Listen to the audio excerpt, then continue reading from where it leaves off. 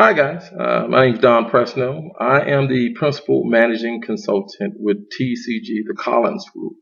And I'm making this video just to provide some clarity over some recent questions uh, from clients and from some potential clients, I would say, of TCG. Well, let me start by saying this.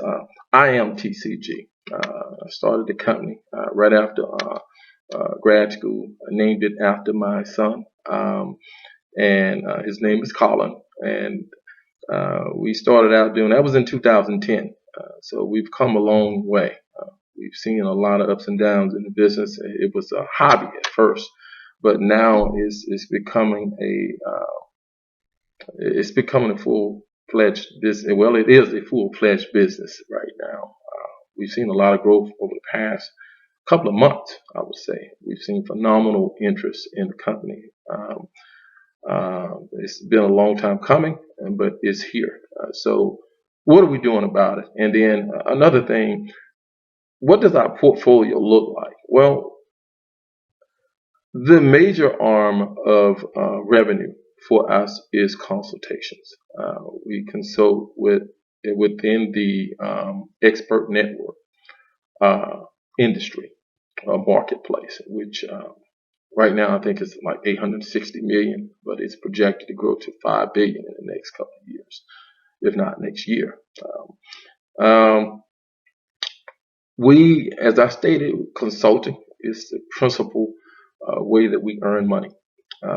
We marketed that business over the course of almost a decade via word of mouth. We had a website, we took it down because most of our clients with NDA had an NDA associated with it, and our consultations 100% were virtual. So we had no need for a website. We had no need for brick and mortar. Okay, but since then we've added cybersecurity and as a service, threat prevention and protection as a service, and mobile app development. So software as a service, mobile app development. So we've added those in the process of doing so and consulting across the globe. We started out consulting with hedge funds and then private equity and venture capitalists just to fortify the decisions that they had, augmenting it with what we have with data science now.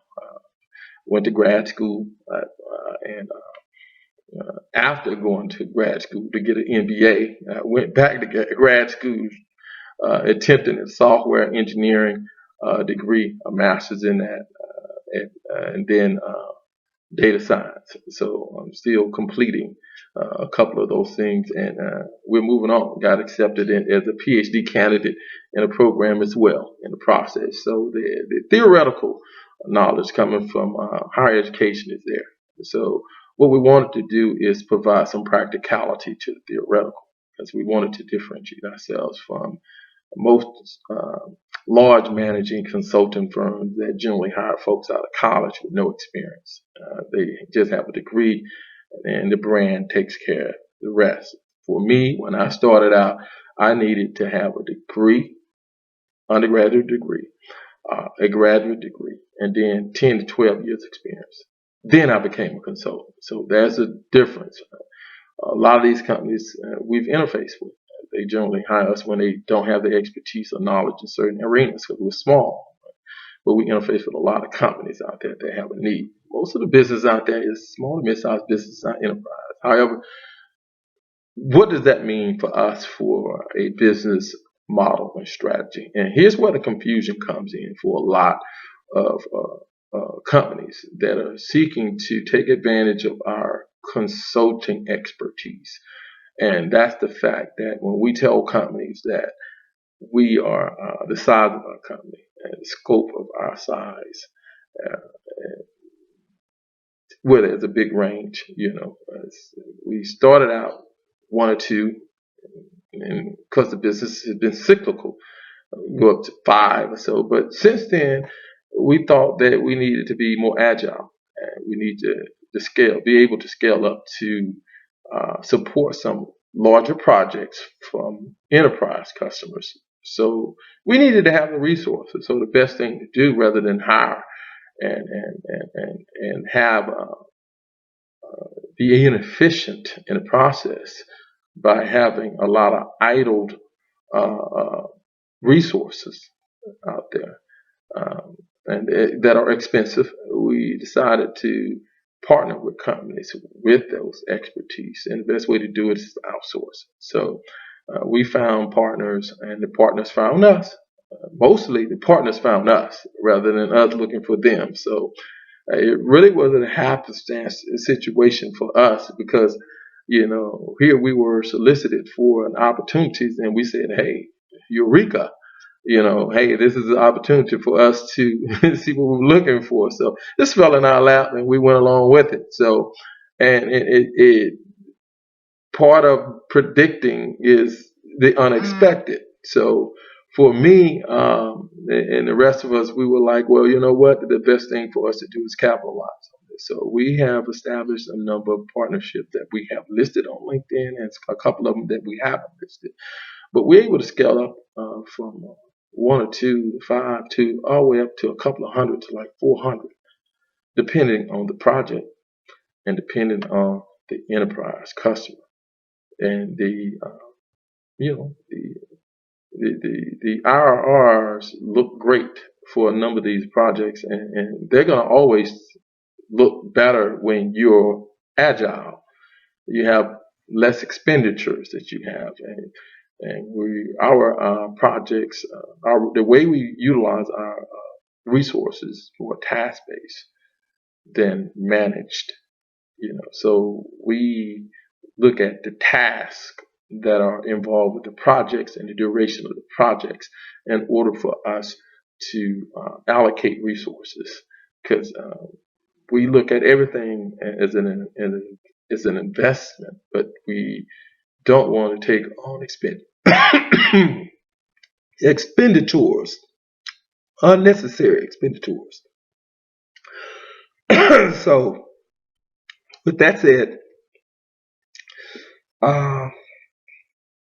the the prospects for us going forward look great. We're very competitive. We have a competitive edge over a lot of the companies out there. Excuse me. I got a little choked up.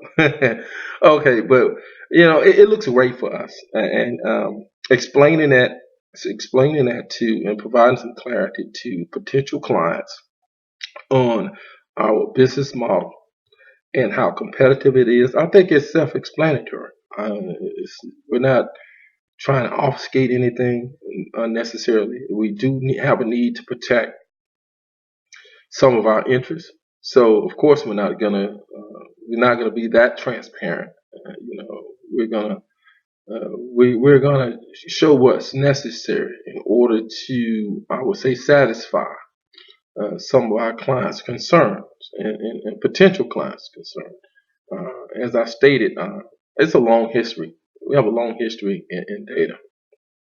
I started out with AT&T information, a telecom, but most people think of us as the phone folks, but it's a little bit more than that. I was in transport, so we dealt with a lot of binary, we dealt with a lot of overlay technology, infrastructure, undersea cables, to switches, routers, to VPNs, to Ethernet, to wireline and wireless technologies, and backhauling. And so hybrid type of technologies that we dealt with. Security. We started out, we have a long history of security. You had to protect the network. So whether you're dealing with data at rest or data in transit, which mostly we were in transit. So not like we didn't have any data centers, but that's where it started. Even prior